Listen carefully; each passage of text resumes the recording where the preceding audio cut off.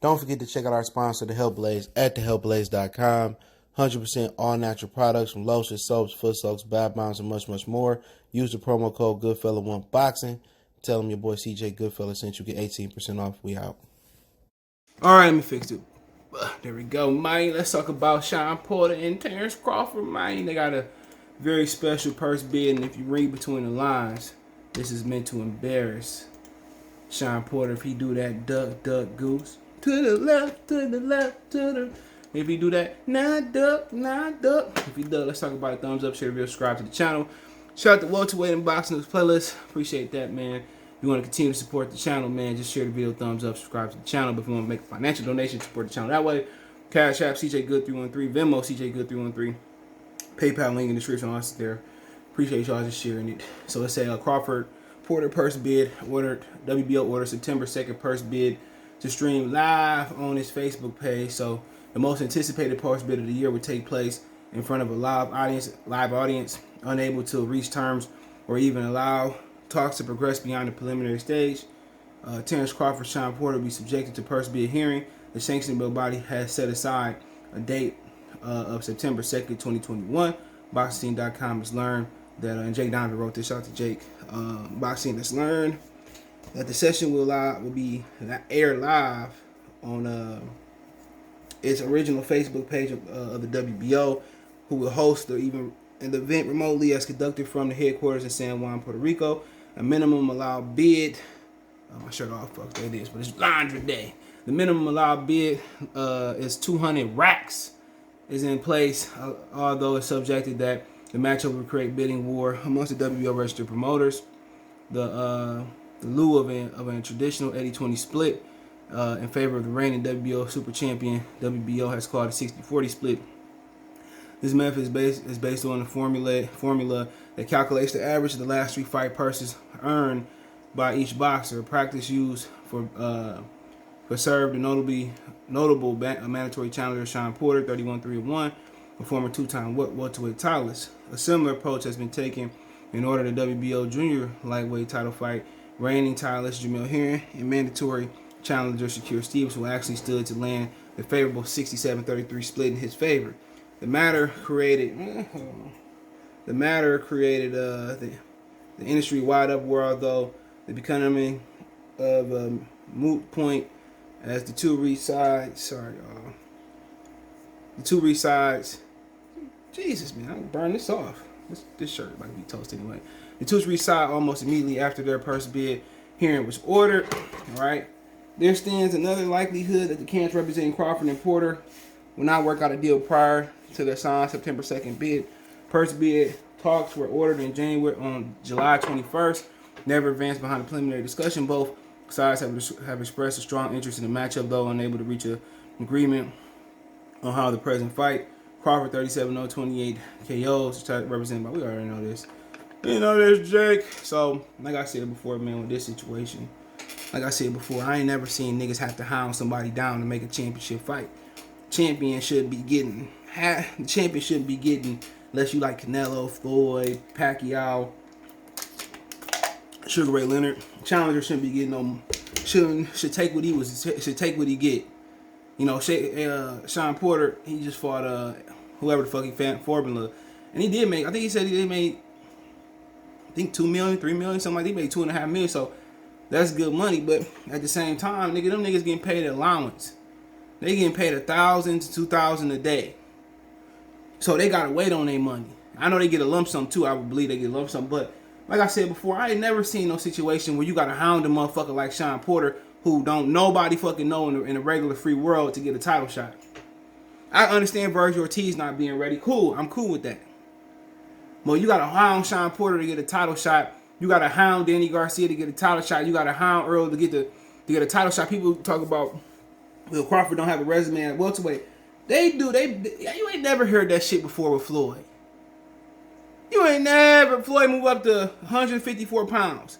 The people say, well, you know, Floyd did deserve this versus Oscar De La Hoya. He didn't fight a 154 pounder. Nobody.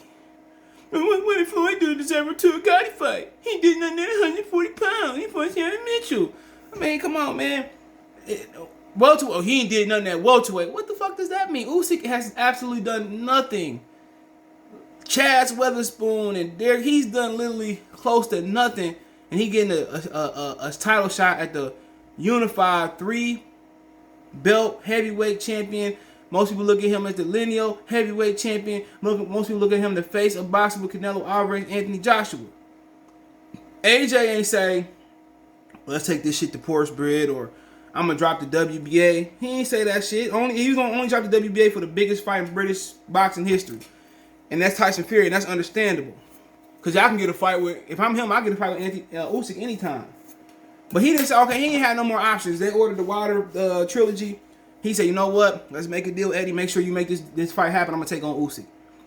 It wasn't Usyk ain't did this, Usyk ain't did that, Usyk ain't done this on the right foot. He ain't know how to do Cupid supple. He don't know how to do the ghetto hokey pokey. If you don't know, that's cha-cha slide. It was none of that. Anthony Joshua, let's make the fight happen. We ain't got no other choices, man. Let me defend my belt versus my mandatory. But niggas say, well, you know, he did this at welterweight. That's casual talk. If you talking about his welterweight resume, nobody fucking does that in the past. When Roberto moved up, his welterweight resume didn't matter. He didn't have a welterweight resume. He moved up and he whooped Sugar Ray Leonard. He moved up and he whooped Sugar Ray Leonard. Did his resume matter? No, because he didn't have a welterweight fight at that point. He jumped over 140. When Shane, people say he ducked Floyd to fight Oscar De La Hoya, the same person Floyd Mayweather was trying to fight. If Floyd had that same opportunity, Shane jumped up 2 weight classes. Say what you want to say about Shane. And he won. Beat Oscar De La Hoya twice. Well, he didn't fight Trinidad. Nobody fight everybody. Maybe Muhammad Ali about the only motherfucker that fought everybody. But you better fight some. You know, people talking about, oh, you know, welterweight, featherweight. Did Canelo super middleweight division, super middleweight resume matter when he moved up and fought Chavez in super middleweight, or when he fought Rocky Fielding, when he fought Callum Smith, when he fought Billy Joe? No, it didn't matter. A resume is a resume. When Pacquiao moved up 8 weight classes, they questioned his resume. He got the job done, didn't he? So it don't matter. It's too many weight classes anyway. So moving up 5, 2, 4 pounds is nothing. It's nothing. When you talk about, well, what he did at welterweight, that's just blowing up a barrier. His overall resume is better than anybody at the welterweight division. I say it again. His overall resume, we talking about overall resume, is better than Shawn Porter's resume, who had a fucking draw with Julio Diaz. Okay? It's better than Earl Spence's resume. And you think about it, they've been in this division since 2012, a lot of them. A lot of these marks moved down in weight. And you talking about somebody that moved up in weight.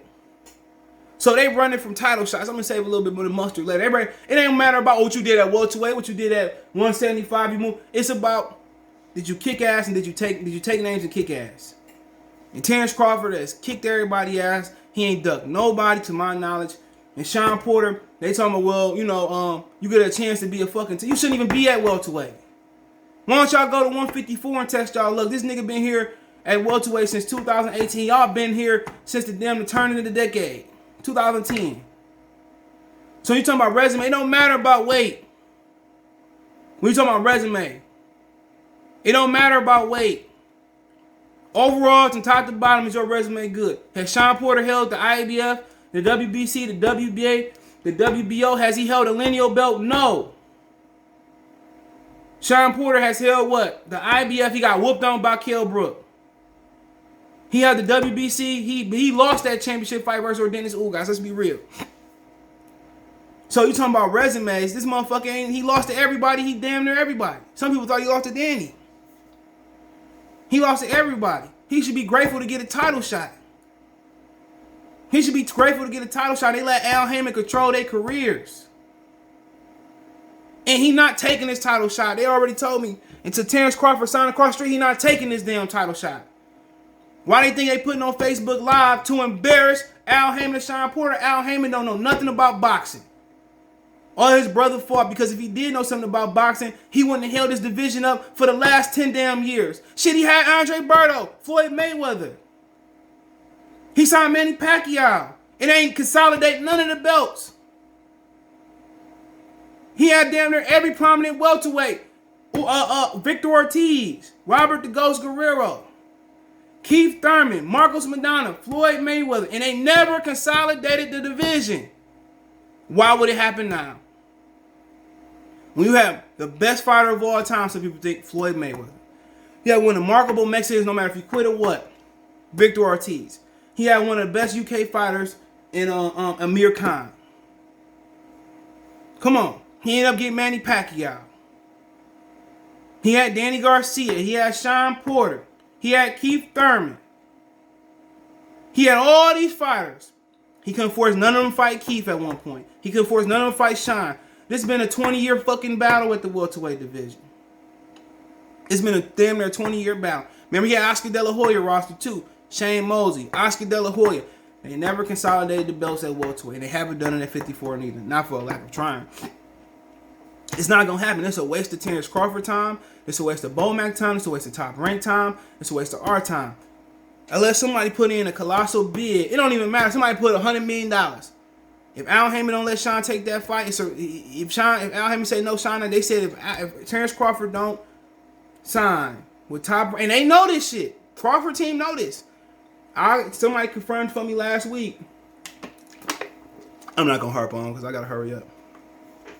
I don't know. I had a phone call, but the Terence Crawford team know they sent the offer to Errol Spence. They told them motherfuckers that they ain't gonna fight them till Earl get 3 belts. You know why? Because they gonna offer that motherfucker 70-30, 80-20. So it don't matter. And then if he cried across the street, they not gonna let that fight happen. It's like seniority scale. It's sad. They protected Keith Thurman from Earl Spence. Earl Spence from Keith Thurman. That man, it ain't no point in going over there. Fuck with them because they gonna lowball you. You want to knock these motherfuckers out. Ain't no point. The real no, Shawn Porter don't got control over his career. Errol Spence don't have control over his career. Keith Thurman don't control his career. Ugas don't control his career. Every motherfucker, Danny Garcia don't control his career. They can't do a backflip in the ring without Al Haymon signing. Al Haymon is the worst thing in boxing. I hate to beat the brother down, but he's a cancer to boxing. If he left boxing and went back to music today, it'd be for the better. When you having fighters get offers for career high paydays, you have fighters get offers to fight other fighters and they don't know about it.